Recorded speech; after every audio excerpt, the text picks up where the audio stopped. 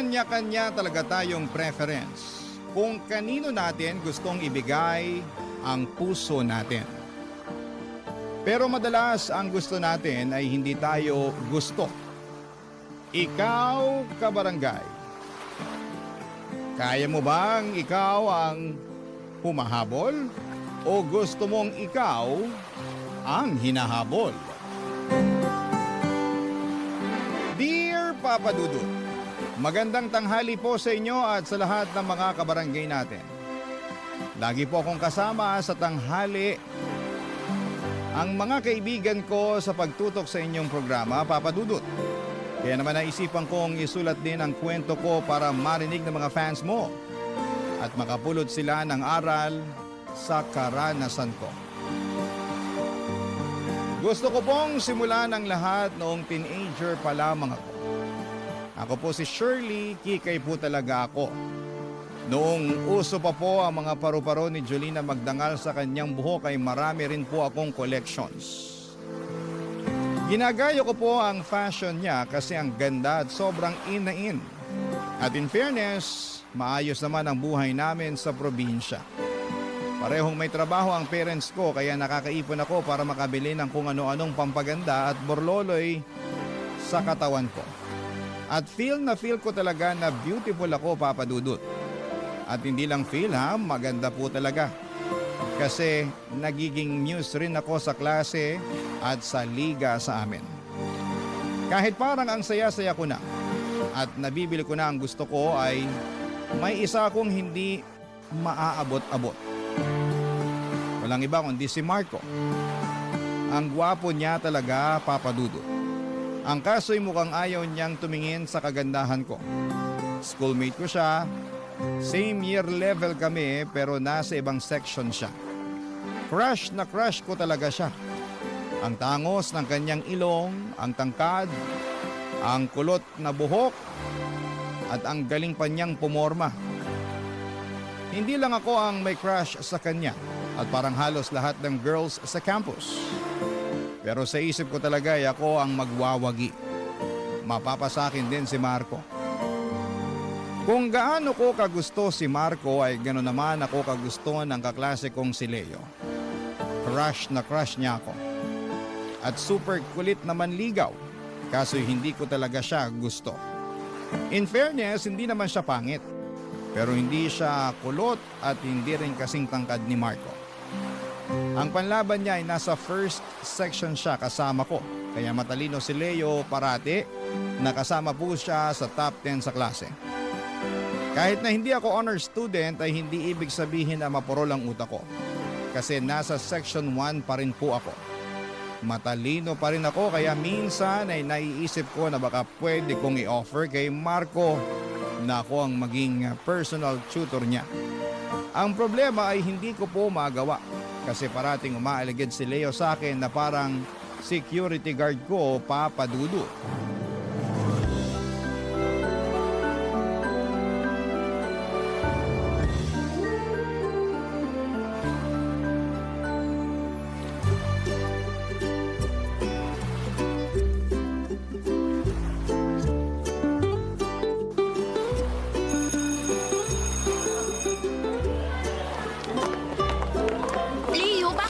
Sinusundan. Saan ka ba pupunta? Bakit pumunta ka dito sa likod? Sandali nga. Sino ka ba? Grabe naman, may amnesia ka na. Huwag mo akong buwisitin ha. Sinisira mo plano ko eh. Plano? Anong plano, Shirley? Matalino ka, di ba? Pero hindi mo makuha. Okay, fine. Alam kong pumupunta ka dito para sumilip na naman sa classroom ni na Marco. Alam mo naman pala eh. Sa tagal ba naman na naging security guard kita? Grabe ka sa akin. Leo, wag mo na nga akong sundan. Kainis ka. Huwag mo sirain ang araw ko. Hindi ko naman sinisira. Pinapaganda ko nga eh. Ewan ko sa'yo. Ay teka, Shirley. Ito, kunin mo. Ano ba? Para sa'yo. Ano to? Buksan mo. Pinili ko talaga yan para sa'yo. Alam ko magugustuhan mo yan. Dito pa talaga? Ayokong parang ewan kang kakasilip kay Marco. Wala kang pake? May paki ako kasi gusto kita. Ewan ko sa'yo. Buksan mo na yung paper bag. Ano bang laman nito? Hindi mo malalaman kung hindi mo bubuksan. Binili mo to? Oo naman. Kasi mahilig ka sa hair accessories, di ba? Binili ko na lahat ng hair clip na nakita ko. Bagay sa'yo lahat yan. Kasi maganda ka, Shirley. Hindi naman masyado, pero thank you ah. Teka, huwag ka muna mag-thank you. Kung nagustuhan mo yan, meron pa akong ibibigay sa'yo. Alam mo naman na matagal na kitang crush at nililigawan, di ba? Gusto talaga kita, Shirley. Sandali, wait lang ha. Ito, para sa itong chocolate at bulaklak. Itago mo nga yan, baka makita ako ni Marco. Mapurnada pa plano ko. Shirley naman, ako na nga tong nag-e-effort na ligawan ka oh. Mukhang bibig mo pa rin yung kulot na yun. Eh sa type ko ang kulot eh. Ay talaga? Tigilan mo na nga ako. Ibabalik ko na tong mga hair clip mo. Meron na ako niyan. Tinitingnan ko kaya araw-araw yung mga nasa buhok mo. Wala ka pa kaya niyan. Meron na sabi. Kunin mo na to. Ibigay mo na lang sa iba. Shirley, nag-effort ako para dito tapos hindi mo man lang tatanggapin. Hindi naman kita inutusan para gawin to eh. Eh mahal nga kita eh. Nako, hindi kita matatanggap. May nagmamay-ari na ng puso ko. At walang iba kundi ang Prince Charming ko. Si Marco. Puro ka Marco. Pinapansin ka ba? Hoy, problema ko na yun no. Kaya umalis ka na. Huwag mo akong ligawan kasi kahit kailan hindi kita magugustuhan. Ayoko sa pa-hair clip mo na yan. At ayoko sa binigay mong tsokolate at bulaklak. Grabe naman. Kaya alis na. Masasayang lang lahat ng pagod mo kakasunod sa akin. Kasi wala talaga, Leo. Hindi kita gusto. So, tsupi!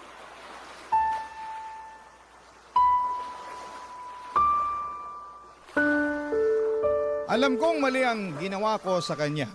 Pero nang mga oras na yon ay hindi ko isinaalang-alang ang damdamin ni Leo. Pinapahalagahan ko lang ang sarili ko. Kaya hindi ako nagdalawang isip sa pagbasted ko sa kanya ng maraming beses. Kahit harap-harapan ko nang sinasabi sa kanya na hindi ko siya gusto, ay sige pa rin siya ng sige sa panliligaw. Walang kapaguran ang paghanga niya sa akin. Para sa kanya, Papa Dudut, ay darating din daw ang umaga na magugustuhan ko siya. Pero sa mga panahon na yon ay hindi ko talaga binigyang pansin ang mga sinasabi niya dahil focus ako sa goal ko, Papa Dudut. Ang mapasakin si Marco, ang maging girlfriend ni Marco. Hindi ako give up ang pag-asa na balang araw ay lilingon din siya. At hindi na lamang ako puro silip sa classroom nila at pag-flames para kalmahan ang sarili at paniwalain na magiging kami. Hindi ko rin maintindihan ang sarili ko, Papa Dudut. Marami namang nagkaka-crush sa akin. Lalo na si Leo na patay sa akin. Pero ako naman ay patay na patay kay Marco. Dalawa lang ang pagpipilian ko. Doon ba ako sa mahal ako o doon sa mahal ko?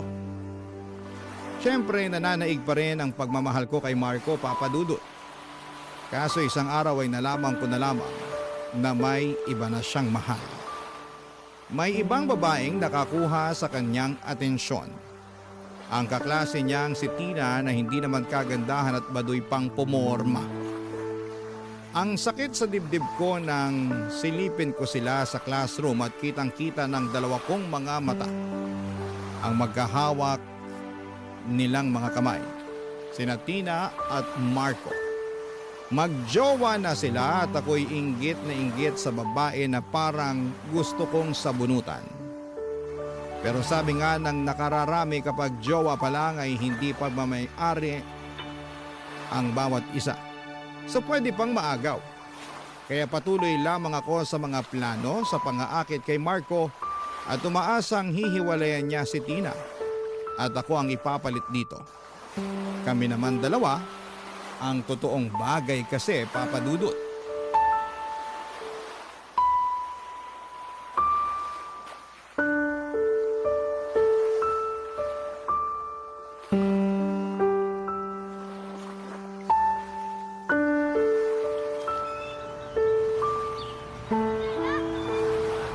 Hoy! Haliparot ka! Tumigil ka sa paglalakad mo! Harap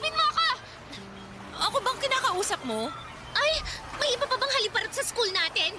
Di ba ikaw lang? Tigilan mo ako ha, Section 1 ako. Wala akong pakialam kung Section 0 ka pa. Bakit mo nilalandi ang BF ko? Anong nilalandi pinagsasabi mo? Tsaka, huwag mo nga ako sigawan, hindi ako bingi. Sinabi ni Marco na ikaw ang lumalapit sa kanya. Ano yung may pa? Kung gusto mo ng tutor, kausapin mo lang ako. Handa akong tulungan ka kasi gusto ko maayos sa grades mo. Wow! Ibang level ka rin, ha? Ganyan ba kadesperadang magka-jowa ang muse ng Section 1? Tigilan mo ako, Tina. Kung hindi papa-guidance kita. Eh, di gawin mo. Hindi ako natatakot sa pag-guidance na yan. Gusto ko nga para magkaharap-harap tayo at sasabihin ko sa office kung gaano ka kalandi. Ah, ganon. Eh di magharap tayo. Hindi ako natatakot sa tulad mo. Ako pa talagang hinahamon mo. Eh, ikaw lang naman ang haliparot na lumalandi sa BF ko. Huwag mo akong tawaging malandi. Maganda lang ako kaya lumalapit si Marco sa akin. Ay, talaga? O sige na nga, maganda ka na. Kasi parang paso ng bulaklak yung ulo mo sa dami ng paru-paro. Ang sabihin mo, wala ka lang fashion sense. Ay, ang sabihin mo, hindi ka type ni Marco. Sana liparin ka na ng mga paru-paro na yan sa ibang mundo. Dun sa pantasya mo. Kasi never mo makukuha ang BF ko. Hindi ka nakakasiguro dyan. Ay, talaga lang, ha? May balak kang agawin siya, ha? Hindi ko sinabi yan. Gusto mo yata ng sampal. Ay, kung sigurado ka sa pagmamahal ng BF mo, hindi mo ako pagseselosan. Inggitera, dapat sa'yo mag-ayos-ayos eh. May boyfriend ka ngang gwapo, pero mukha ka namang palaka. Bawiin mo ang sinabi mo, ha? Hindi ako mukhang palaka. Hindi! Ay, paano kung hindi ko babawiin? May magagawa ka. Kinugalit mo talaga ako, ha? Tina! Tigilan mo si Shirley! Ay, ang aso mo nakasunod pala. Pero pagdating sa kalandian ng amo, hindi niya nabantayan. Pwede ba, Tina? Lubayan mo nga si Shirley. Umalis ka na. Bakit? Hindi ba totoo ang sinabi ko? Kala mo hindi masakit yung pinagsasasabi mo na aso ko? Bakit? Hindi ba yun masakit, ha? Tama! Ikaw nga, daig mo pa aso na tahol ng tahol eh. Sabi mo, BF mo si Marco. Nakuha mo na siya, pero insecure ka nga lang. Hindi ako insecure, no? Ayoko lang may langaw na umaali-aligid sa PF ko. Lumayo ka nga kay Shirley. Bakit ka ba nakikisali dito? Umalis ka na. Oo na, alis ako. Naalibadbaran ako sa inyo. Umalis ka na nga. Dami pa sinasabi. Ewan ko sa inyo. Okay ka lang ba, Shirley? Okay lang ako. Nangialam ka pa. Isa ka rin eh. Diyan ka na nga. Inis na inis ako sa araw na yon, Papa Dudut. Hindi lang kay Tina, kundi pati na rin kay Leo. Pinapalala niya kasi ang sitwasyon at baka nga kailangan pa ni Marco or akalain pa ni Marco na kaming dalawa at hindi matutuloy ang gusto ko na kaming dalawang magkatuluyan. Gustong gusto ko talaga si Marco, Papa Dudut. Pero paano nga ba niya ako magugustuhan? Gagayahin ko si Tina na napaka-common ng styling? Iiwan ko na ba ang mga collections ko ng Julina hair clips? Baka kung maging simple lamang ang fashion ko. At lilingon na sa akin si Marco ay makikita na niya ang kagandahan ko. Pero itong si Leo walang sawa pa rin umaaligid sa akin. Patuloy pa rin siya sa kakaligaw. Saan ba talaga ako? Doon ba ako sa mahal ko, sa tinitibok ng puso ko, sa crush na crush ko pero hindi naman ako crush? O pagbibigyan ko ba si Leo? Or huwag pansinin? Yun ang mga nasa isipan ko ng mga panahong yon. Papa Dudut, siguro ay push ko na lang na magpaganda ko para mapasakin ang lalaking gusto kong maging boyfriend. Barangay Love Stories. Barangay Love Stories. Alam po ninyo, Papa Dudut, sa kakasunod ni Leo sa akin at sobrang patay na patay nga niya sa akin, ay napag-isip-isip ko na baka pwede ko siyang bigyan ng pagkakataon para naman maranasan ko rin na magkaroon ng nobyo. Alam nyo pihikan ako. Kay Marco lang hindi. Pero hindi rin naman niya ako gusto. Mas gusto niya yung hindi kagandahan. Si Leo naman ay hindi kasing gwapo ni Marco pero cute pa rin nang titigan ko siya isang araw nang hindi niya ako pansin habang sinasagutan niya ang assignment namin sa physics. Siyempre magaling siya sa klase at advantage ko yon kasi kapag hirap ako sa mga assignments ay to the rescue talaga siya. Binibigyan ako ng sagot. Naisip ko na lamang kung si Leo ang magiging husband ko. For sure, may matino siyang trabaho. Pero erase. Hindi ko iniisip ang kasal-kasal. Hanggang boyfriend na siguro muna. Hanggang doon lang ang kaya ko. Para rin siguro makalimutan ko si Marco. Kaya isang araw ay pumayag ako makipag-date sa prom namin kay Leo, Papa Dudut.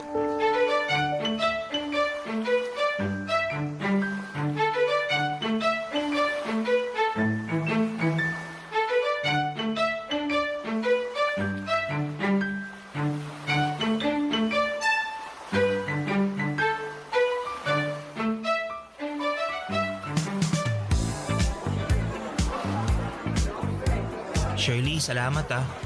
Saan? Dito, na pumayag ka na ako ang date mo sa prom. May choice pa ba ako eh? Kinausap mo na lahat na ikaw lang ang pwedeng maging prom date ko. Seryoso, salamat. So, masaya ka na? Oo, syempre naman. Abot langit. Pangarap ko kayang ikaw ang maging prom date ko. Tingnan mo, iting tagumpay kaya ako. Wow! Congrats! Shirley, this time, pwede ba tanggapin mo na? Tanggapin ang ano? Ito, Anong meron sa bag mo? para sa'yo. Teddy bear? Bakit? Medyo na-trauma ako dun sa, alam mo na. Pero kung gusto mo ng bulaklak, bukas bibigyan kita. Ano ka ba? Wag na. Salamat dito ah. May pangalan ba siya? Meron. Kaso, baka ayaw mo eh. Bakit naman? So ano na ngang pangalan? Sasagutin ko yan kung sasagutin mo ko. Ano? Daya! Kaya nga hindi ako bumibitaw sa panliligaw sa iyo eh. Kasi gusto talaga kita. Sige na, sagutin mo na ako. Sige na nga. Tayo na. Sandali. Tama ba yung narinig ko? Ulitin mo nga. Sabi ko, tayo na. Oo, talaga? Oo. Yes! Yes! Salamat! Salamat! Salamat! Shirley! Salamat! Sandali, hindi ako makahinga. Grabe ka naman kumakayakap. Ay, sorry. Sobrang saya ko lang kasi. So, anong pangalan niya? LL. As in, Leo and Lay. Parang tunog anak lang. Iba talaga sigurong nasa isip mo. Mag-college muna tayo bago yung anak-anak. Kaya si LL na muna ang anak natin. So, anong tawagan natin? Nanay, tatay? Ayoko, no? Sige, kahit ano. Basta, siya, LL siya. Payag ka na. May magagawa pa ba ako? Sobrang saya ko. Hindi ko akalahin na papayag ka. Nakita ko naman yung effort mo eh. Kaya sabi ko, why not? Bibigyan kita ng pagkakataon. Nako, hindi ka talaga magsisisi. Saka, iingatan ko tong pagkakataon na to. Alam mo, tama yung sabi mo eh. Pag-aral muna tayo sa college. Magkaroon ng trabaho. Tapos, saka na tayo magpakasal at magkaanak para may magandang future ang magiging anak natin. Sa ngayon, si LL muna ang katabi mo sa inyo. Kasi ako naman ang yayakapin mo sa future. Hoy, parang ang manyak naman nun. Ako, ganyan naman talaga kapag magiging mag-asawa na tayo eh. Asawa agad? Kakasagot ko lang sa'yo ah. Ganun naman talaga dapat. Hindi ito laro para sa akin, no? Gusto ko na ikaw ang magiging future ko. Serious mo? Dapat naman talaga kitang seryosohin. Oh, masaya ka na. Sino ba namang hindi? Girlfriend ko na yung crush ko eh. Yay! Nako, dapat sabihin mo pala to, no? Ano? Mahal kita, Shirley. Ha? Uy, mahal kita! Mahal din kita, Leo and LL. Okay na. Okay na, okay. Ang saya ng prom na to. Woo! Kitang-kita ko talaga kung paano kumikislap ang mga mata ni Leo ng gabing yon. Pero sa sumunod na araw, naging gaga ako. Binalik ko si LL kay Leo, hindi ko pala kayang maging GF niya. Iba pa rin ang nasa puso ko. Akala ko kung sasagutin ko si Leo at mawawala na sa isip ko si Marco, pero hindi papadudot. Lalo na noong nakita ko siya na napatingin sa akin nung umuwi ako sa prom. Nagpang-abot ang aming mga mata. Na-realize ko na siya pa rin ang gusto kong maging BF at hindi si Leo. Kaya hindi na ako nagpaligoy-ligoy pa. Isang red flag ang ginawa ko kay Leo. Nakipaghiwalay ako. Sobrang na-devastate ang puso ko at puso niya ng araw na yon. At hindi niya napigilan ang sarili na umiyak sa harapan ko. Nagmakaawa to give our relationship a chance kasi hindi pa nga nag 24 hours ay hiniwalayan ko na. Pero hindi na ako pumayag. Inayawang ko na siya. Simula noon ay hindi na ako kinukulit ni Leo. Iniiwas na niya ang mga mata niya sa akin at tinupad ang sinabi niyang hindi na niya ako guguluhin kung talagang walang chance na maging kami sa future. Araw-araw ay nakokonsensya ako pero pinangatawanan ko rin ang desisyon ko. Hanggang sa graduate kami ng high school. Dahil sa hindi pa rin mawala sa isipan ko si Marco, ako ang babaeng humahabol sa crush ko. Nag-enroll ako sa school kung saan nag-aral si Marco kasi hoping ako na kung single na si Marco one day ay baka mapapansin na niya talaga ako. At sa tagal kong naghintay, dumating ang araw na naghiwalay na nga sina Marco at Tina. Pwede na akong pumasok sa picture as GF kung bibigyan ako ng chance ni Marco Papadudut.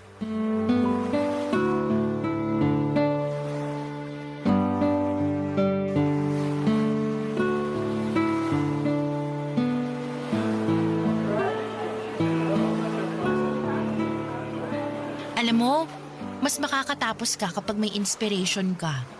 Ano? Inspired naman ako ah. Marami akong mga pangarap, mga planong gawin. Gaya ng makapag-abroad. O, sapat na inspirasyon na yon. Grabe naman to. Di man lang ba ako kasama sa mga inspirasyon mo? Ikaw talaga puro kabiro. Alam mo, Shirley, pasensya ka na sa ex ko ah. Ikaw kasi lapit ka ng lapit sa akin, yan tuloy. Inaway-away ka. Ako naman ang nagwagi. Ex mo na siya, di ba? Kaya hindi niya na ako maaaway ngayon kasi ako na magiging girlfriend mo. Ha? Marco, matagal ko nang pinangarap yun. Hindi yung maghiwalay kayo ni Tina ha. Kundi para makaganti ako sa kamalditahan niya sa akin. Ano lang, inihintay ko lang yung ito na pwede nang maging tayo. Baliw ka talaga. Oo naman. Nababaliw ng puso ko sa'yo. Oh, ibang klase ang banat ah. Wala nang preno. Hindi ako bumabanat, Marco. Matagal na kitang gusto. Matagal na ako sumusunod sa'yo. Kaya nga dito ako nag-enroll para mapalapit ako sa'yo eh. Pero huwag ka mag-alala. Nag-aaral naman ako. Yun nga lang, gusto kong mapalapit sa'yo. Marco, gawin mo naman akong girlfriend mo. Total, single ka na. Magiging mabait ako, promise.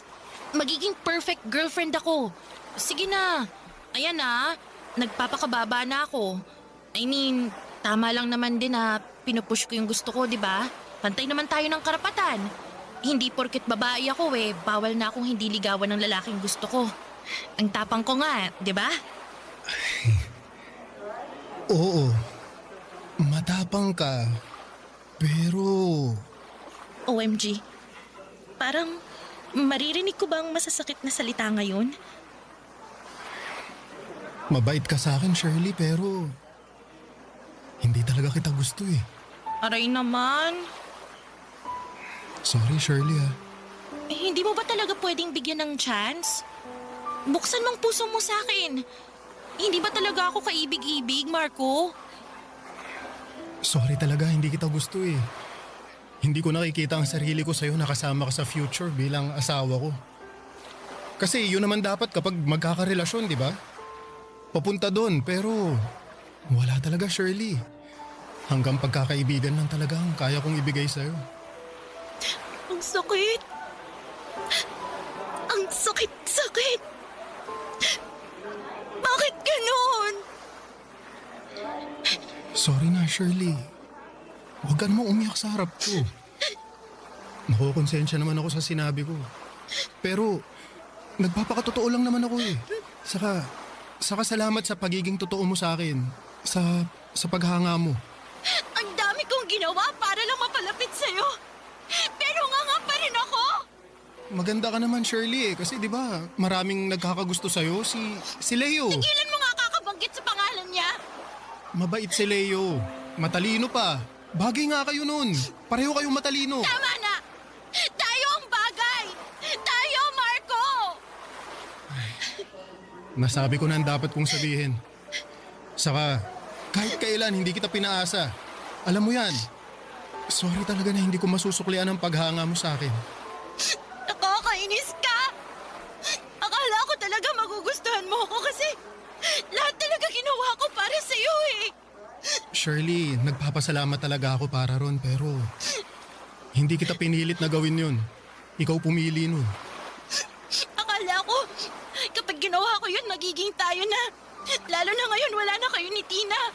Eh ikaw naman kasi, assuming ka agad. Siguro magpapahinga muna ako. Focus muna sa pag-aaral.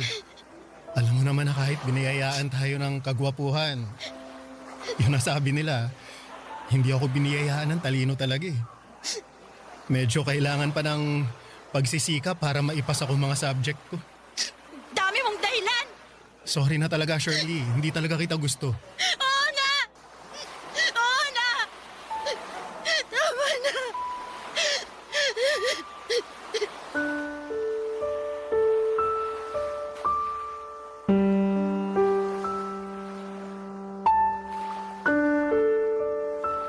Papadudot sobra akong nawasak sa mga oras na yon. Para po akong sinampal. Ang sakit-sakit pa lang mabasted at ang sakit-sakit pa lang hindi ka bet ng bet mo. Doon ko naalala ang ginawa ko kay Leo. Sa dami niyang effort para lamang mapasagot ako ay hindi ko binigyan ng halaga yon. Ngayong nasa college na kami ay hindi na niya ako kinukulit pero mukhang nami-miss ko naman yon. Sa mga oras na yon ay napapaisip ako na doon na kaya ako sa taong mahal ako. Pero mahal pa rin ba ako ni Leo? Kasi hindi na niya ako nililigawan after high school. Baka sobra siyang nagalit sa akin sa ginawa ko sa kanya na hindi man lang inabot ng 24 hours na naging magjowa kaming dalawa. Pero sa isip-isip ko ay pwede ngang si Leo na ang magiging boyfriend ko. Matalino, mabait, cute din naman, hindi amoy putok, at higit sa lahat ay mabibigyan ako ng magandang future kasi nakakatiyak ako na may maayos siyang trabaho dahil engineering ang kinuha niya. What if si Leo na lang talaga ang boyfriend ko? Baka mas maging masaya ako kapiling ang taong patay na patay sa beauty ko, papadudot. Barangay Love Stories. Barangay Love Stories. Naisip ko, papadudot, na lapitan na si Leo. Makipagbati sa kanya. Makipag-communicate kasi feel ko na along ay pinakawalan ako ang mahalagang tao sa buhay ko. Naalala ko na simula high school, walang bukang bibig si Leo kundi ako. Na super crush niya ako. Nako ang pakakasalan niya pagdating ng araw.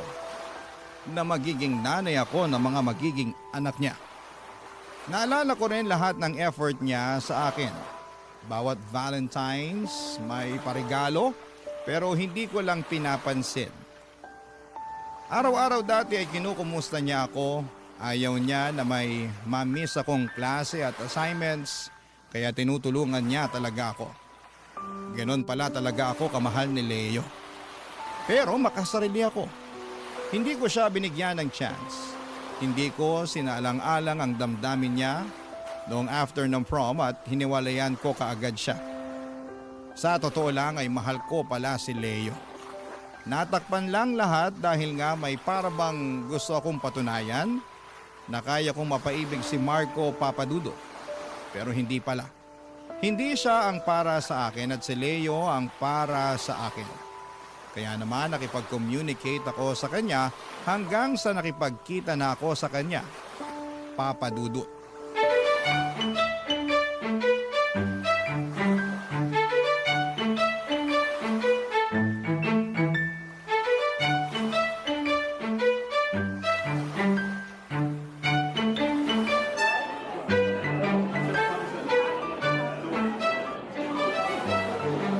Anong nakain mo at niyaya mo pa ako dito? Mahal kaya ng mga pagkain nila dito. Ano ka ba? Libre ko na nga eh. Namiss lang kita. Uy, talaga? Oo naman. Iniiwasan mo kaya ako.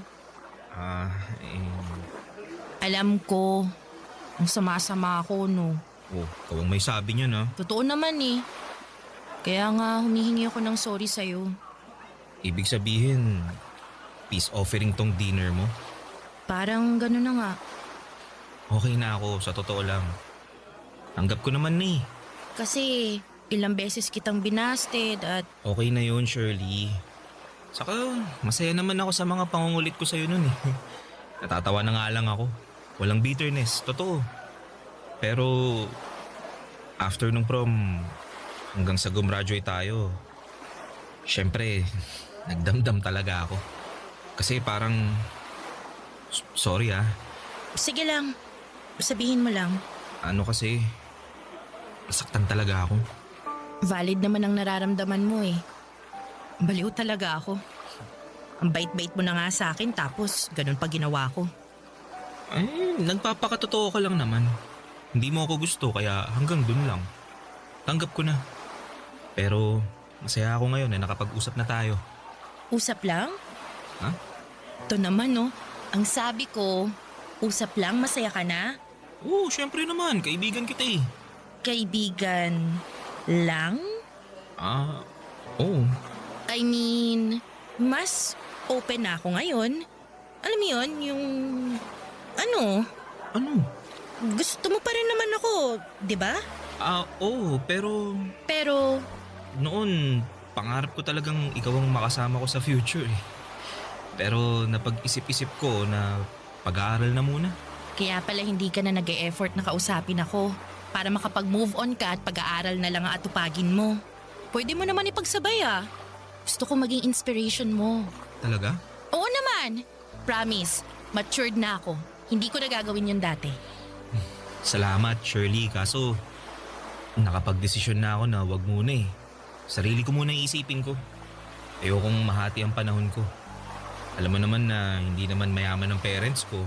Kaya kailangan kong maitawid ang pag-aaral ko. Yun muna ang atupagin ko. Sigurado ka ba? Hindi naman ako magiging pabigat sa'yo eh. Alam mo, na-realize ko na hindi ka pala mahirap mahalin. Totoo. Parang hindi ikaw yung Shirley na kilala ko. Ako pa rin to, Leo. Nagbago lang ang pananaw ko. Matagal akong naging bulag sa paniniwala ko. Alam mo na, pero nakita ko talaga kung gaano ka kasincere sa akin. Kaya gusto ko sanang bigyan ka ng pagkakataon para maging boyfriend ko. At sana, ako rin bilang girlfriend mo. Alam mo, kung yung dating Leo ang sinabihan mo ng ganyan, sobrang tuwang-tuwa na yun. Pero sorry hindi ko matatanggap yan eh. Matanong nga kita, ginagawa mo ba to kasi may nangyari sa'yo na baka panakipbutas mo lang ako? Uy, hindi ah. Hindi sa ganun. Hindi ka pa nakipbutas.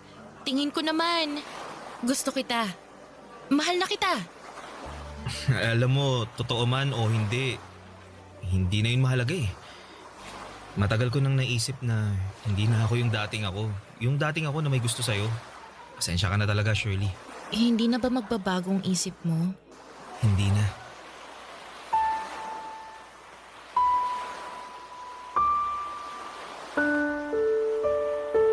Papadudot, ang sakit pala talagang marinig na hindi ka mahal ng taong mahal mo. Papa Dudut, mahal ko po si Leo. Ang sakit palang mabasted. Ang sakit pala ng ginawa ko noon. Double busted ako ngayon.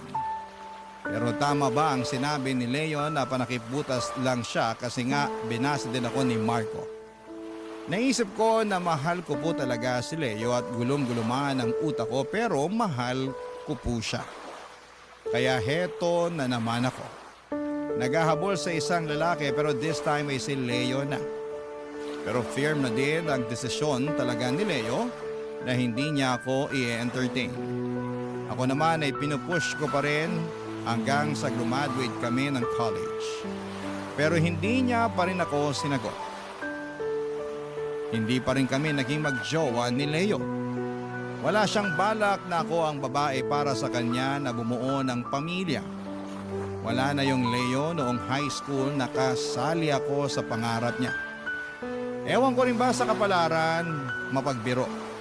Naging katrabaho pa ni Leo si Tina, ang dating GF ni Marco. Naging close silang dalawa kaya ako ay sobrang selos na selos. Kahit na hindi naman ako ang girlfriend ni Leo. Isang araw nga sinugod ko pa si Tina, Papa Dudut.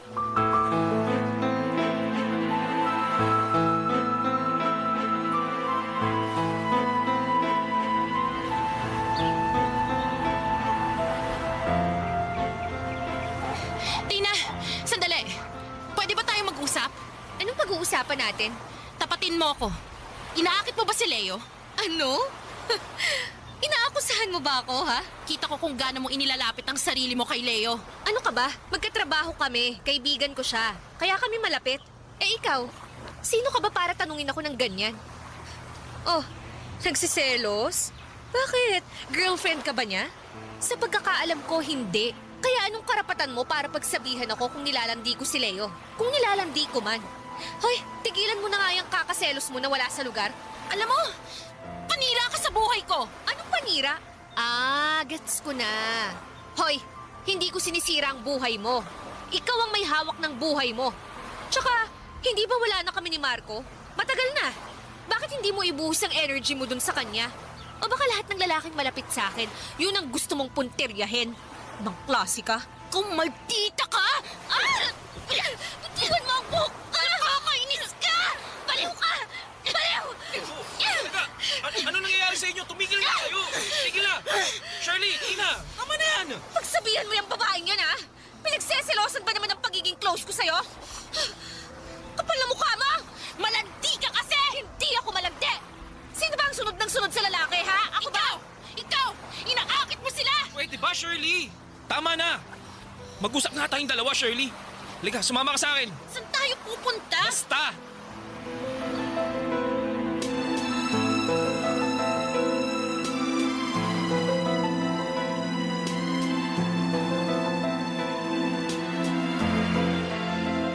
Alam mo, hindi na tama yung ginagawa mo kay Tina. Paano ko magdemanda yun? Nakakainis kasi. Shirley, hindi na tayo mga bata, ah. Kaya nga, hindi na tayo bata. Graduate ka na. May trabaho na tayo. Pero, bakit hindi mo pa rin ako pwedeng mahalin? Ready na ako sa'yo, Leo eh. Mahalin mo na ako.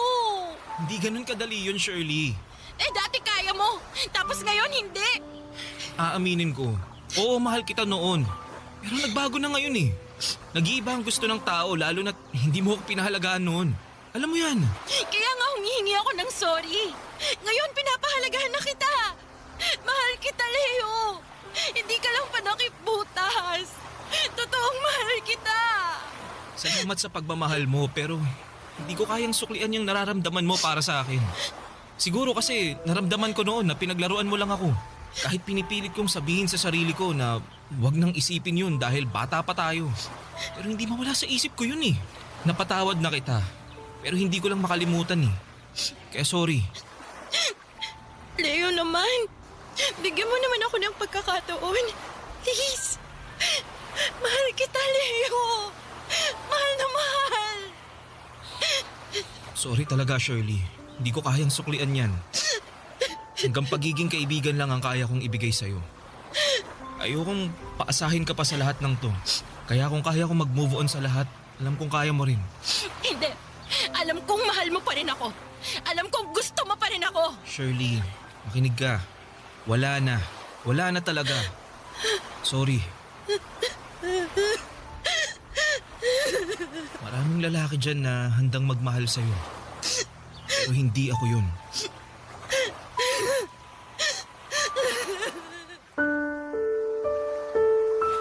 Hindi ko talaga makalimutan ang araw na yon.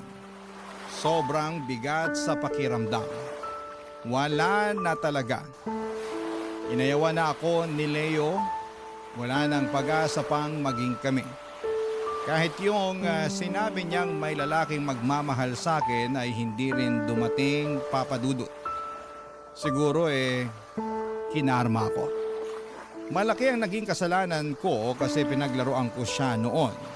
Kung sana'y naging tapat lamang ako na wala talagang chance at hindi ko siya pinaasa ay iba sana ang naging takbo ng kapalaran naming dalawa. Maaring kami siguro ang magkasama hanggang ngayon. Kaso nga lang ay nabulag ako sa isang lalaki noon. Nabalitaan ko, Papa Dudut, na kinasal si Marco pero hindi ako nasaktan.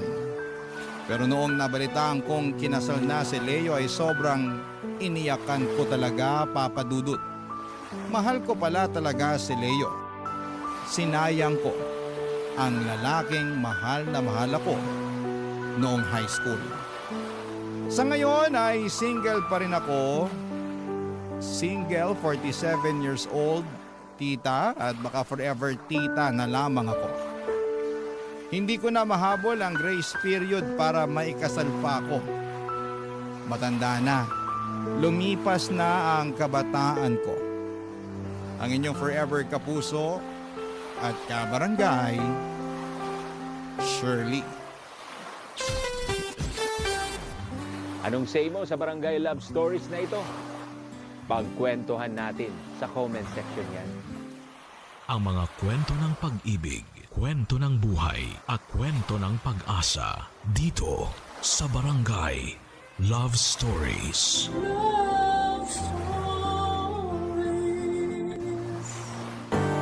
May mga taong ayaw magbanat ng buto para kumita ng malinis na pera. Mga taong walang ibang kaya kundi ang dumepende sa iba. Ikaw, kabarangay, naranasan mo na bang manggamit ng iba? Dear Papa Dudut, ako nga pala si Paulo, 25 years old at isang proud sugar baby o baby boy ng mga matatandang babae o matrona. Madalas ay byuda ang mga target ko. At syempre required na may kaya sila sa buhay o maraming koneksyon para mapakinabangan ko. 19 years old ako noong nagsimula kong pakinabangan ang kagwapuhan at katawan ko. Para sa mga matronang magsustento sa akin. Come and go lamang din naman ang mga matronang ito, Papa Dudut. Minsan ay nakakahanap na sila ng mas bata sa akin o mas magaling lang talaga silang bulahin. Madalas naman ay nahuhuli lamang sila ng mga anak nila at tinututulan ang mga ginagawa nilang pagkuha ng aliw mula sa mga katulad kong sugar baby. Isa sa mga pinaka-loyal kong taga-sustento ang isa sa mga paborito kong matrona. Itago na lang po natin sa pangalang Marcia. 60 years old at kaedad lamang ng nanay ko. Sobrang galante ni Marcia. Lahat ng ituro ng uso ko ay bibilhin niya. Hindi pahirapan sa kanya kung anuman ang gustong ipabili ko. Mayaman naman kasi talaga siya. O mas magandang sabihin na mayaman ang naging asawa niya. Matagal na siyang byuda, maswerte lamang na iniwanan siya ng mga negosyo at iba pang mga yaman. Yun nga lang, Papa Dudut, ay wala silang naging anak. Kaya ang libangan ni Marcia, ako at wala nang iba pa.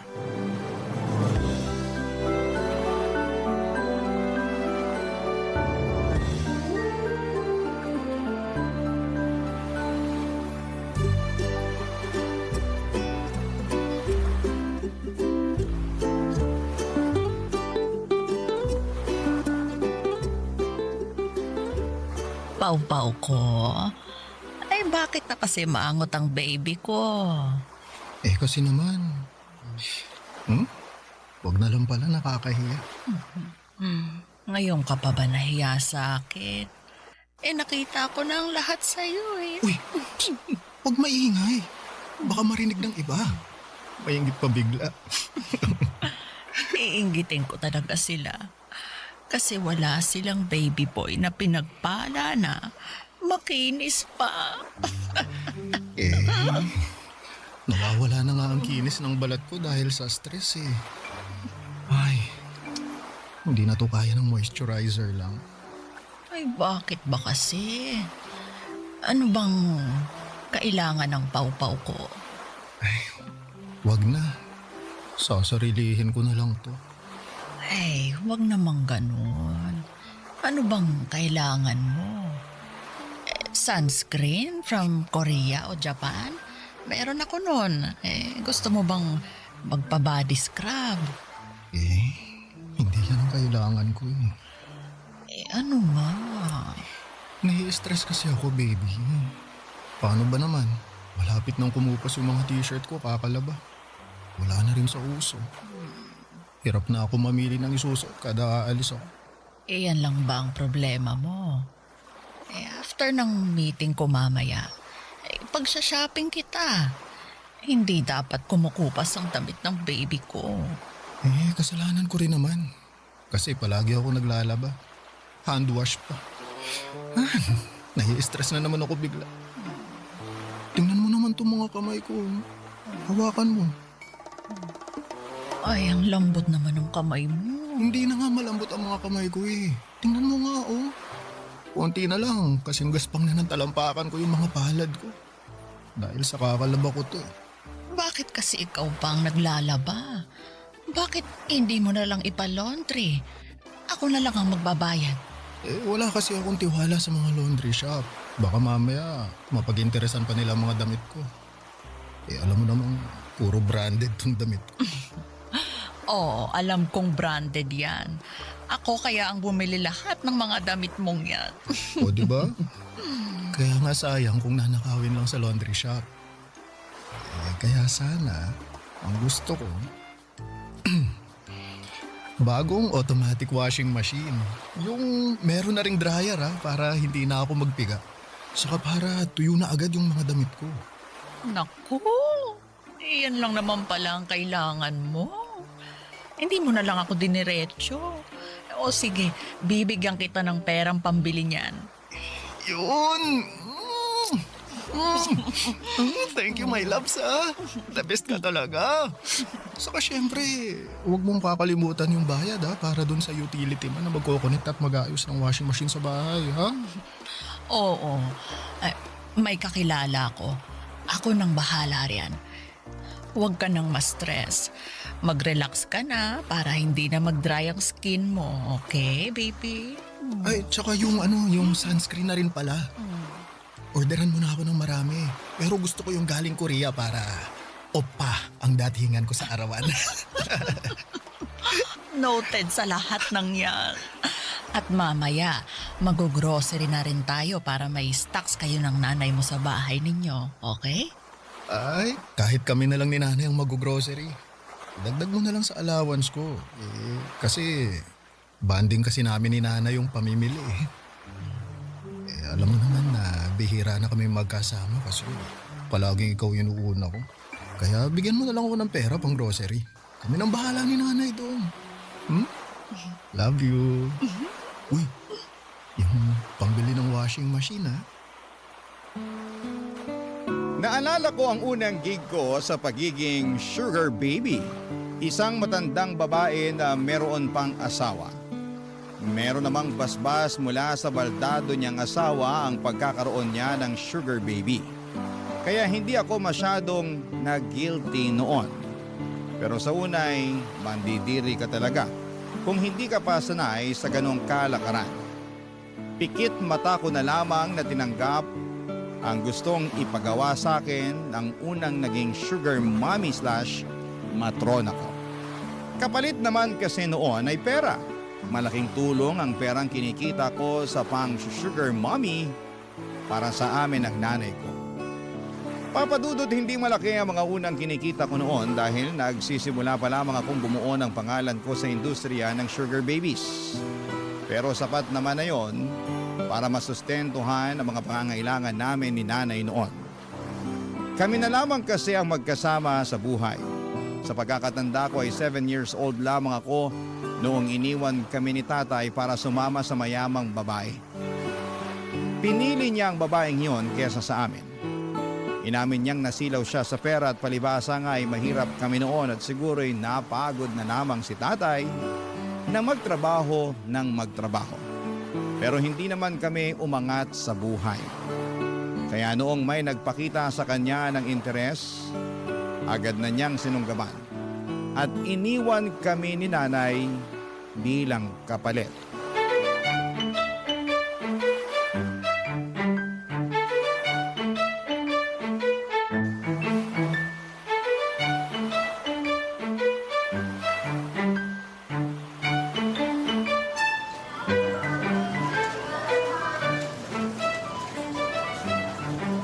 Ay, Paolo, bakit ba bigla-bigla kang nag-ayang mag-grocery? Marami pa naman tayong stock sa bahay. Nay, balita ko kasi may bagyong parating kaya mabuti nang handa tayo. Ay, oo nga. Meron nga palang bagyong parating. Ilabas mo na lahat ng damit mong marumi mamaya pagka-uwi natin. Pati yung bedsheet mo, palitan na rin para maisama ko na sa labahan. Habang hindi pa nagtatago ang araw, mamadaliin ko ng paglalaba. Teka, relax ka lang, Nay. Hindi na natin kailangan ng araw para makapagpatuyo ng labada. Bakit? Ang ibig kong sabihin, bibilhan na kita ng automatic na washing machine. Ay, yung merong dryer? Yung hindi na kailangang bantayan palagi? Oo, bantayan na lang po natin yung bill ng kuryente kasi panigurado, tataas ang singil sa atin sa susunod. Ay, ayoko na pala niyan. Mataas pala ang konsumo sa kuryente. Talo tayo riyan. Hayaan mo na ako sa batsyag palo-palo. Kaya ko pa naman kahit mano-mano. Ay nako, Nay, hindi ko naman nahahayaan na mas lalong gumaspang ang kamay nyo kakalaba. Kaya nga bibili na tayo ngayon ng washing machine para hindi na kayo mapapagod. Mahal ang singil sa kuryente ka mo. Walang problema ron, Nay. Kaya kong bayaran kahit umabot pa ng 10,000 ang kuryente natin kada 15 days. Sabi ko naman sa'yo, promoted ako sa trabaho ko. Saka meron pa akong bonus kada buwan dahil marami akong naipapasok na kliyente sa office namin. Talaga ba, anak? Naku, napakaswerte mo nga naman. Pero sana, makwentuhan mo ako tungkol dyan sa trabaho mo, ha? Kasi nagtatanong sa akin ang mga tita mo. Wala naman akong masabi sa kanila kung anong trabaho mo tsaka kung bakit ganyang kalaki ang kinikita mo. Huwag na lang kasing magkwento sa kanila. Hindi naman nila kailangang malaman kung anong proseso sa trabaho ko. Mahihirapan lang silang maintindihan kasi komplikado yung kalakaran dun sa office. Komplikado? Baka naman mamaya gumagawa ka ng illegal, ha? Nako, di bali na magkanda sugat-sugat ang kamay ko kakalaba. Huwag ka lang papasok sa mga pinagbabawal na trabaho. Nay, legal po ang trabaho ko, no? Kaya nga sa office ako pumapasok, di ba? Ano ba kasing klaseng trabaho yan? Kahit sa akin mo na lang ipaliwanag para maintindihan ko naman. Nay, hanggat maaari kasi kapag nasa labas na ako ng office, ayoko nang pinag-uusapan pa yung tungkol sa trabaho ko. Gusto ko lang mag-relax kapag kasama kayo. Kaya, alam nyo, bumili na tayo ng mga kailangan natin sa bahay. Tapos bumili na tayo ng washing machine, ha? Ay, anak, baka naman pwedeng maglambing ng sunscreen tsaka moisturizer. Kasi alam mo naman ang nanay mo. Nagkakaedad na. Kailangan ko ng panlaban sa katandaan. Nakita ko sa Facebook mainam daw ang sunscreen araw-araw. Ano ko, Nay? Merong regalo sa akin ng boss ko ng mga sunscreen galing Korea. Ay, Oo, bukas kukunin ko sa office. Yun yung gamitin mo para pwede ka nang humilera dun sa mga bida nung K-drama. naku, galing talagang Korea. Ay, maiinggit lalo sa akin ang mga kapitbahay natin pag nakita nilang kulay Koreana na ako. Mas lalo pa silang maiinggit kapag pinakinis pa kita lalo. Ay, paano mo naman ako mapapakinis, nak? Naku, Nay, magpapa-facial ka twice a month. Hindi lang yan, ha? Ako na rin ang bahala sa Glutadrip tsaka sa body scrub. Papatayin natin sa inggit yung mga kapitbahay natin na yan.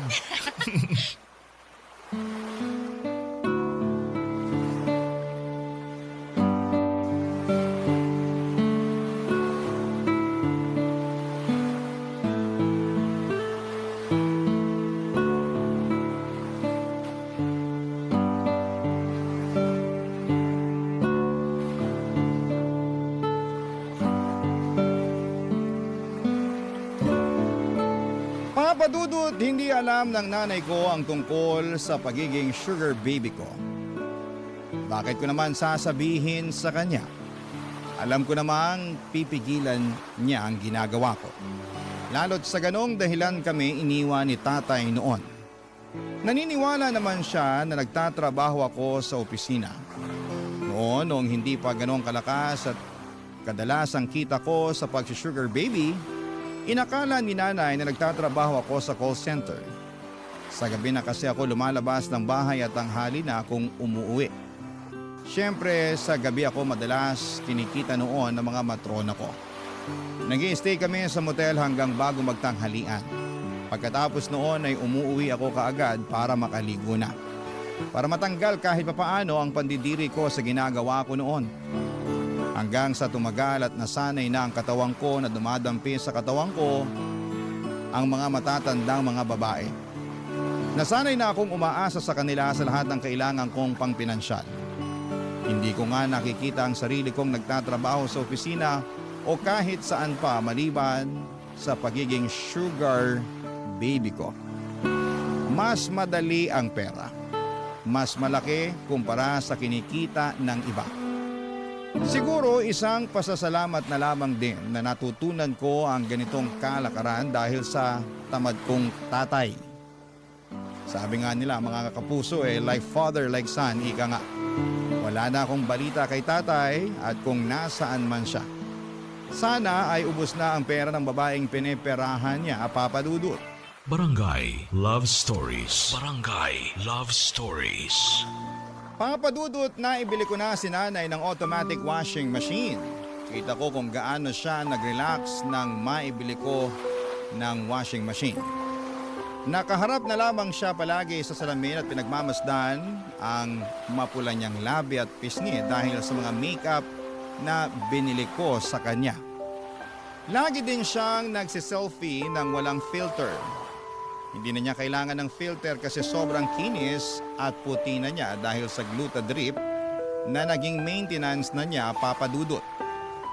Nakakatuwa na makita ang aliwalas ng mukha ni nanay. Relax at hindi na siya stress. Hindi gaya nung naghihirap pa lamang kami. Ni bumili ng bagong tsinelas ay hindi niya magawa para sa sarili niya. Palagi niyang nire-repair ang pigtas na tsinelas niya gamit ang wire at goma. Iyon marahil ang inspirasyon ko para ipagpatuloy ang pagkayod bilang sugar baby. Ayoko nang makita si nanay na nagre-repair ng lumang tsinelas gamit ang wire at goma. Gusto ko siyang bilhan palagi ng bagong labas na mga sandals at sapatos. Kaya naman sinikap kong galingan ang pangbobola sa mga matrona ko. Isa na sa ginagalingan ko ng pangbobola ay si Deli.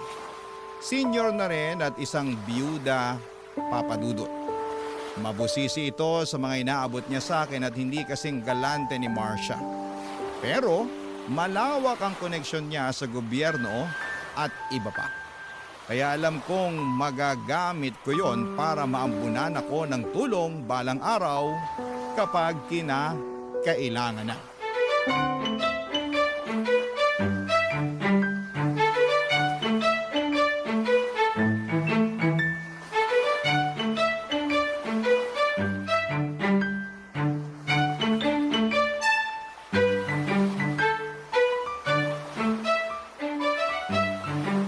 Deli, matagal ka pa ba riyan?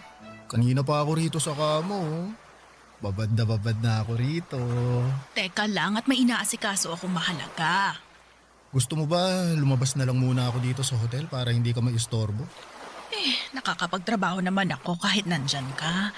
Diyan ka na lang sa kama. Umilata ka riyan at mamaya tatabihan na kita. Nabuburyong na kasi ako rito Lahat na ng posisyon sa paghiga, nagawa ako na. Buksan mo na lang ang TV. May cable naman na ata dyan Manood ka ng balita para updated ka sa mga kaganapan sa Pilipinas. Para naman makasali ka na sa usapan namin ng mga amiga ko kapag lumalabas tayo. Bakit kasi kailangan ko pang makisali sa usapan nyo ng mga kaibigan mo? Hindi naman ako nakaka-relate. Puro sa ekonomiya, politika, relihiyon. Wala man lang bang tungkol sa showbiz para makapag-ambag naman ako kahit papaano? Ay nako, hindi nakakahasa ng utak ang mga chismis at showbiz. Habang bata ka pa lang, dapat busugin mo na ang utak mo ng mga iba't ibang kaalaman. Makakatulong yan sa'yo kapag nakikipag-socialize ka na sa mga matataas na tao. Ano ba yan? Palagi mo na lang akong pinapangaralan. Ang pinunta ko rito, lambingan. Hindi lecture, ha? Lambingan ba talagang pinunta mo o allowance? Syempre, kapag may lambing, matik na yung allowance. Ay, naku ka. Mabuti na lang talaga at gwapong-gwapo ka. At malaki ang katawan. Kaya sulit ang allowance na inaabot mo sa akin, di ba? Kahit payat tong utak ko. Deli, Ay, wag mo na akong kulitin sa allowance mo. Nagdagdag na ako last month. Aba, matuto ka namang makontento. hindi naman yun eh. Ay, ano pala? Baka naman, pwede mo matulungan yung tsuhin ko na nakulong. Kapatid yun ni nanay.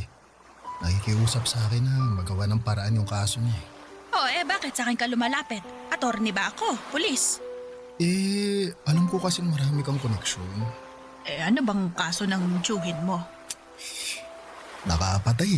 Nakapatay? Ewan ko ba dun sa tsuhin ko? Hold upper pala. Tapos ayun, hindi niya sinasadyang mapatay yung hino-hold up niya.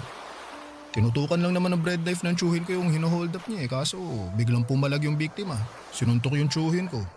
Syempre, kailangan lumaban ng tsuhin ko. Sinaktan na siya, di ba?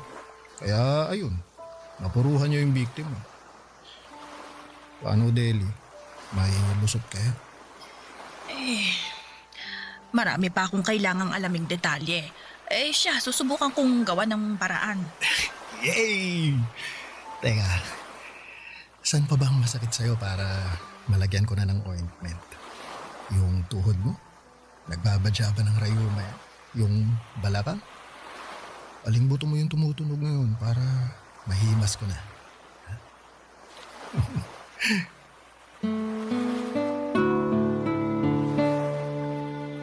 Sa pagmasahe ko noon kay Deli ay bigla kong naalala si nanay. Naalala ko noong nagsimula kaming dalawa na lamang ang magkasama. Laging nasa labas si nanay para rumakit sa palengke. Tagabuhat siya ng mga prutas at gulay tuwing madaling araw. Tagahugas ng mga gulay sa tanghali, sa gabi naman ay tagawalis ng kalsada. Alanganing oras na ang uwi niya at pansin ko kung paano siyang paika-ika kung lumakad dahil sa sakit ng katawan. Kaya lagi akong may katabing ointment noon para pagkabukas pa lamang ni nanay ng pinto ay sinasalubong ko na siya ng ngiti at ino-offera na agad ng masahe. Doon ko nakikita kung paanong ngumingiti si nanay sa akin, papadudot. Para bang nawawala bigla ang pagod niya. Parang sa isang iglap ay lahat ng pananakit ng tuhod, kamay, likod at balakang niya ay nawawala ng bigla. Bata pa lamang ako ay natuto na akong magmasahe.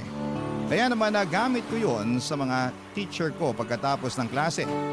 Nagpapamasahe sila at syempre may bayad po yon. Inuuwi ko kaagad kay nanay para may pandagdag sa pambili ng ulam. Hanggang sa pagbibinata, nagamit ko ang pagmamasahe ko para kumita.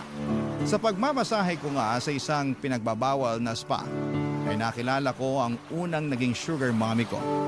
Nagustuhan nila ang hagod ko at hinahanap-hanap nila yon. Papadudot.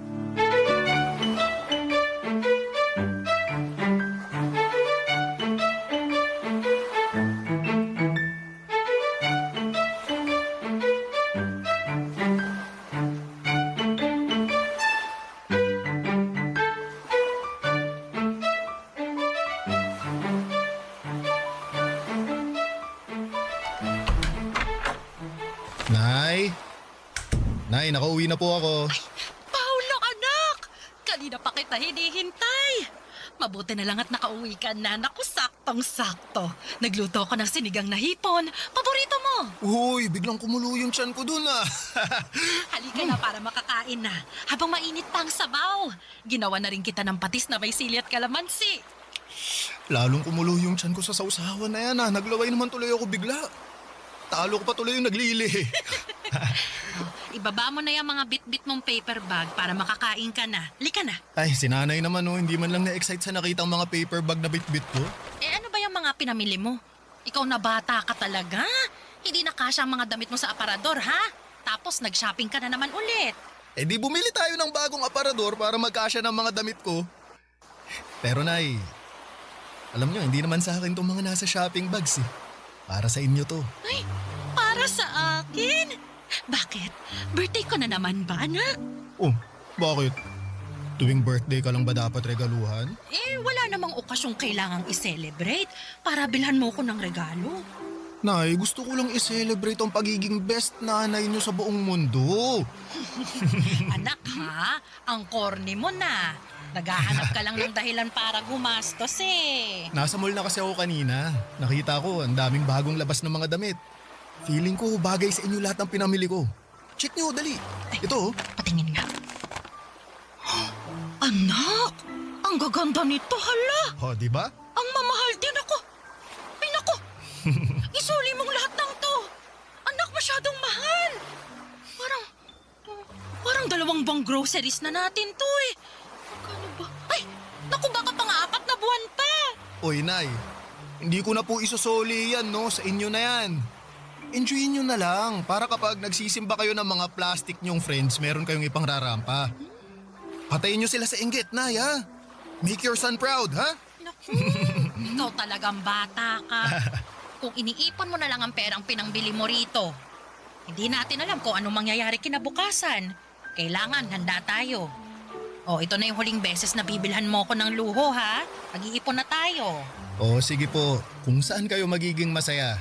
Mag-iipon tayo. Pwede tayong bumili ng bahay para hindi na tayo umupa. Magnegosyo tayo. Tapos mag-travel tayo sa buong Pilipinas. At sa buong mundo. Tapos bibili tayo ng... Oo. Nay. Naku. Kakasabi ko lang kung saan kayo magiging masaya eh. Tapos bigla naman kayong iiyak dyan. Pasensya ka na, anak, ha? Masyado lang siguro akong masaya. Hindi pa rin kasi ako makapaniwala na umaasensa na tayo. Dahil sa'yo. Dahil sa pagpupursige mo. Salamat, ha? Nay. Bigla na lang sumasakit tong puso ko kapag naaalala ko yung pinagdaanan natin mula nung iniwan tayo ng tatay mo. Yung hiya ko sa'yo noon, anak, kapag nakikita mong minumura na ako ng landlady natin dahil hindi ako makabayad. Kung paano tayo tumatakas tuwing madaling araw kapag alam nating alanganin na tayong makabayad. Bigla kong naalala kung paano tayo nagtsatsagang matulog sa waiting shed dahil walang kamag-anak natin ang gustong magpatuloy sa atin kasi wala silang tiwala sa atin. Akala nila pag nanakawan natin sila. Kasi alam nilang kapos tayo. Nakakahiya, anak. Kaya pasensya ka na, ha? Kung hindi kita naigapang ng maayos noon. Tapos ngayon, imbis na akong bumawi sa'yo, ikaw pa rin ang gumagawa ng paraan para mabuhay ako. Pasensya na, anak, ha? Pasensya na kung kulang ang galing ko sa pagiging ina. Papadudod para akong dinudurog sa mga iyak at salita ni nanay. Ramdam ko noon ang sama ng loob niya dahil hindi niya naibigay sa akin ang buhay na masagana. Hindi ko naman siya sinisisi kailanman kung naghirap kami. Kay tatay lang talaga ako galit noon, wala akong tampo kay nanay. Alam kong ginawa niya ang lahat, kaya nga nagpursige ako para makaahon kami sa hirap. Ginawa ko po ang lahat kahit pa sabihing ginamit ko ang katawan ko para mabuhay kami. Wala akong ibang gustong mangyari kundi ang mabigyan ng magandang buhay si nanay, Papa Dudut. Bata pa lamang ako ay pinangako ko na yon sa kanya. At hanggat kaya ko, hanggat napapakinabangan ko pa ang itsura at katawan ko ay hindi ako titigil na gawin yon. Niyakap ko si nanay at pinatahan. Sinabi ko sa kanya na hindi na niya muling mararanasan ang hirap sa buhay. Kaya naman tinupad ko ang pangako ko sa kanya na mag-iipon kami para sigurado ang magiging kinabukasan namin. Pinahawak ko kay nanay lahat ng kinikita ko at marunong po kasi si nanay na mag-ipon. Marami rin siyang nakwento na pwede naming pagkakitaan. Oo lamang ako ng oo. Sino ba namang hindi sisipaging umoo? Kitang-kita ko sa mukha ni nanay ang saya habang nagkukwento ng mga balak niyang gawin kapag meron na kaming sapat na pera. Papa Dudut, kahit sino namang anak, may ingganyong pumayag. Masaya ang nanay mo eh. Hindi ba't yun naman ang goal ng bawat anak? Barangay Love Stories. Barangay Love Stories. Nag-focus ako sa goal namin ni nanay na makaipon ng malaki. Una naming plano ay makapagbukas ng negosyo. Meron ng listahan si nanay ng mga balak nitong negosyo na kaya ng ipon namin. Tuwing gabi ay pinag-uusapan namin kung paano yon ma-achieve. Kakasimula pa lamang namin noon ang pag-iipon kaya alam kong medyo matatagalan pa bago namin magawa ang ibang plano namin. Hindi na ako lumustay pa ng pera para sa mga material na bagay. Nag-check na rin kami ng mga murang bahay sa probinsya. Pangarap kasi ni nanay na makabalik ng probinsya para doon na tumira. Gusto kong tuparin yon para sa kanya. Dinagdagan ko na rin ang ibang sugar mommy ko at merong yung mga nakilala ko online. Sapat na sa kanila na hinaharot ko sila at pinapadalhan ng mga masiselan na mga pictures. Tumagat na rin po ako sa mga ganap online para sa mga bakla. Nagpapadala din po ako ng mga pictures na masiselan sa kanila. At dahil doon ay mas nadagdagan pa ang kinikita ko. Pero syempre hindi ko pinabayaan ang dalawang main matronas ko, sina Deli at Marcia. Higit sa lahat ay sila ang makakatulong sa akin para sa mga pangarap namin ni nanay. Kaya naman ginalingan ko sa kanila lalo. Lahat ng gusto nila dapat ay sundin ko.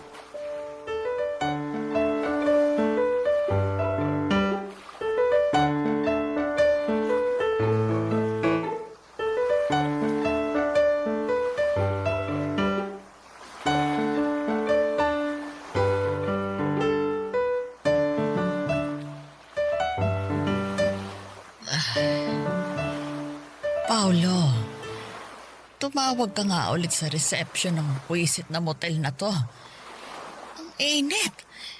Hindi pa ba magagawa ang aircon nila? Ayoko ng electric fan lang. Kakatawag ko lang, di ba? Baka magalit naman na sa atin yung nasa reception. Baka makulitan na sa atin, mas lalo pang i-delay yung pag-aayos nitong aircon na to. Ewan ko ba naman kasi sa'yo kung bakit dito mo pa napiling mag-check-in. Afford ko naman ang magbayad ng mamahaling hotel. Bakit sa motel pa na itong gusto mo? Kaysa naman mapunta sa hotel yung pera mo, di ba? Sa akin mo na lang ibigay. Panigurado namang mag-e-enjoy ka sa akin ngayon. Pang 5-star review ang galawan ko mamaya, abang ka lang. Ikaw talaga? Dinadaan mo ako palagi sa ganyan, ha? Ikaw lang tong nakapagpapapayag sa akin na humiga sa kama ng cheap na motel na to. Hindi ako sanay sa ganito. Kaya dapat bumawi ka sa akin ng matindi. Akong bahala. Kailan ba naman kita binigo, di ba? Ano bang gusto mong bilhin, ha? Bagong sapatos? Bagong cellphone ba? Tirahin mo na lang. Cash talaga kailangan ko. Teka. Tumatawag si nanay. Teka lang ha. Sagutin ko muna sa labas, ha?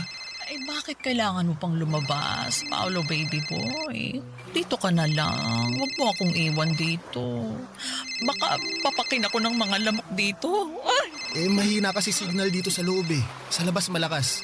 Saglit lang to ha. Saka dadaan na lang din ako sa reception para i-follow up yung sa aircon natin, ha? Sige na nga. Para hindi naman tayo maging pawisan mamaya kapag nagharutan na. Basta good girl ka dyan, ha? O sige na, sagutin ko lang tong tawag ni nanay. Diyan ka lang. Pagbalik ko, dapat ready ka na. Opo, sir.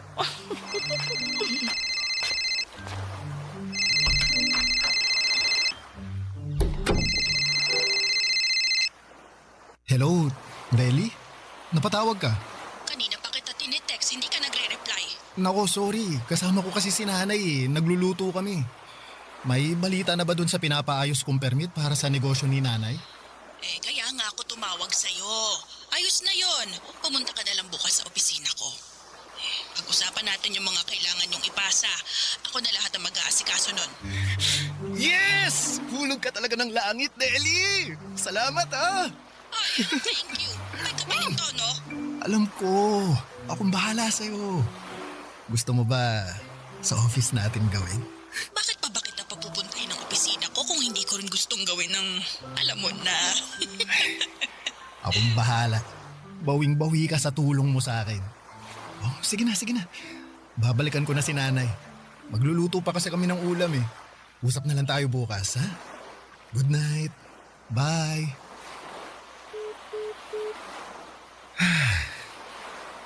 Ibang klase talaga si Deli. Daming tulong sa akin. Pero teka, unahin ko muna tong si Marcia. Marcia? Ready ka na ba? Eto na ako.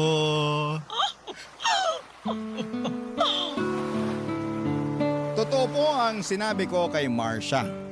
Wala akong girlfriend, puro sugar mommy, oo. Pero yung karelasyon talaga ay wala. Ayoko. Sakit lamang yon ng ulo. At saka ayokong gumagastos para sa iba.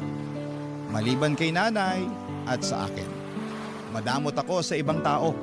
Parang hindi ko kayang i-share ang mga kinikita ko sa ibang tao.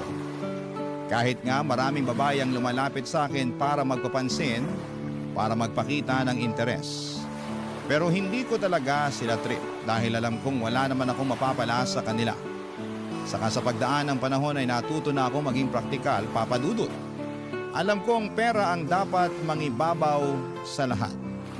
Kung hindi naman yon maibibigay sa akin ng isang babae ay wala siyang magiging puwang sa buhay ko. Pangarap at sinanay lang ang pinagkakaabalahan ko sa lahat. Sa pagdaan pa ng mga buwan sa tulong ng mga sugar mommy ko ay malaki nga ang naipon namin ni nanay.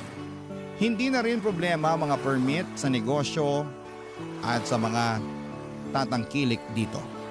Dahil bahala na raw si Deli doon. Yun talaga ang nagustuhan ko kay Deli. Hindi man siya kasing galante ni Marcia pero gusto niya akong maging wais sa pag-handle sa pera. Siya pa nga itong tumutulong sa akin para makaipon pa ng mas maayos. Hanggang isang araw.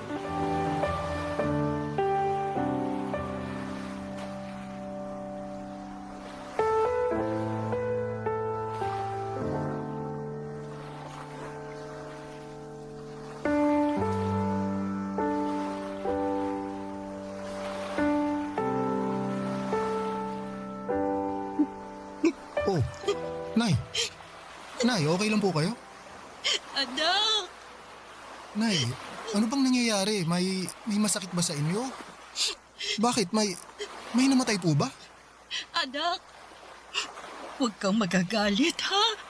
Kinakabahan naman ako sa inyo, Nay. Ano po ba yun? Sabihin niyo na. Anak!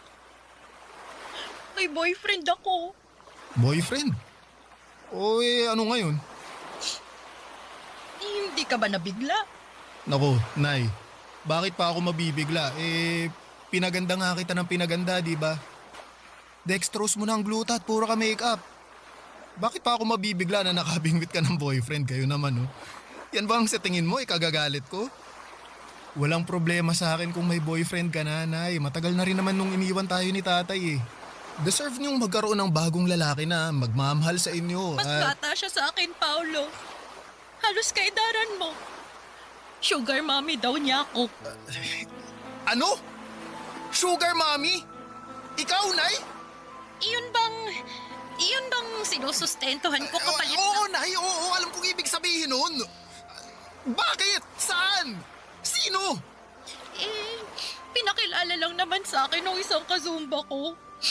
Uso naman daw, tsaka sayang. Nay, ano? Nalulungkot ako eh. Naiinggit ako dun sa iba. Meron silang kasama. Kaya ayun, pumatol ako. Nag-aabot ako, kaya lang. Napasobra yung pagmamahal ko sa kanya, kaya binigay ko lahat. Ano? Nay, anong ibig niyo sabihin dyan? Huwag niyo sabihin... Kung iniisip mo, binigay ko sa kanya lahat ng ipon natin. Hindi ka nagkakamali. Tama ka. Nay! Naawa kasi ako sa kanya, anak. Sabi niya, kailangan ng pang-ospital ng tatay niya kasi may cancer daw. Kaya nagbigay ako. Konti lang naman. Kailangan lang daw ng pang-dextrose. Tapos sumunod, yung nanay naman daw niya yung may cancer. Eh di nagbigay ulit ako. Tapos sumunod, yung kapatid naman niya yung may cancer. Ganun ba? Oo. Nasa lahi raw nila, kaya binigay ko lahat ng ipon natin para gumaling silang lahat. Nay, bakit naniwala ka sa ganun? Kasi sabi niya, babayaran naman daw niya ako. Eh, sa tingin ninyo, babayaran niya talaga yun? Hindi. Kasi binlock niya na ako sa lahat ng social media niya, pati yung sa cellphone number niya. Hindi ko na rin alam kung saan siya nakatira talaga kasi hindi naman pala totoo yung binigay niyang address sa akin.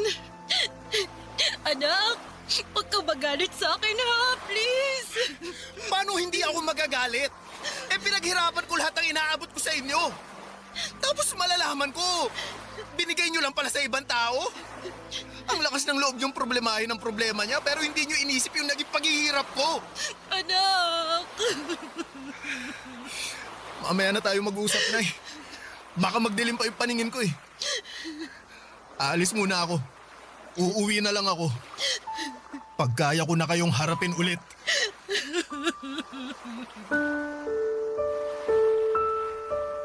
Papadudot, muntikan ko nang aminin noon kay nanay ang tungkol sa pagiging sugar baby ko. Para maintindihan niya kung gaano kahirap ang pinagdadaanan ko para lamang kumita ng pera. Para lamang makapag-ipon kaming dalawa. Pero itinikom ko na lamang ang bibig ko. Masyado nang maraming nangyari at baka mas lalo pang sumama ang loob ni nanay kapag nalaman niya ang katotohanan. Nagpatuloy ako sa aking buhay at kinausap si Deli para humingi ng tulong para makahanap ng paraan na matunton ng sugar baby ng nanay ko. Para lamang mabawi ko naman kahit kalahati sana ng pera na ibinigay ni nanay sa kanya.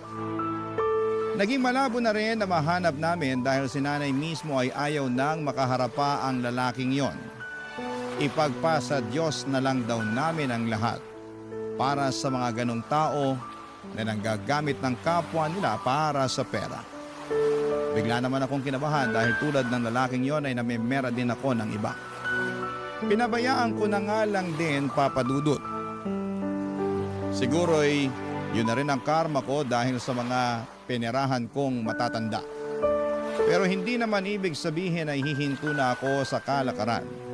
Ang pagiging sugar baby lang ang alam kong paraan para mabuhay kami ni nanay at makabawi ulit. Papadudot, nagpatuloy ako sa ganong buhay. Nagsimula ulit kaming mag-ipon. Ang mahalaga na lamang sa ngayon ay natuto na si nanay at nangako na siyang hindi na ulit magpapahulog sa isang sugar baby o baby boy. Maraming pong salamat sa pagbasa ng aking liham. Ang inyong kapuso at kabarangay forever, Paulo. Ano ang masasabi mo sa ating Barangay Love Stories today? Aabangan namin yan sa aming comment section.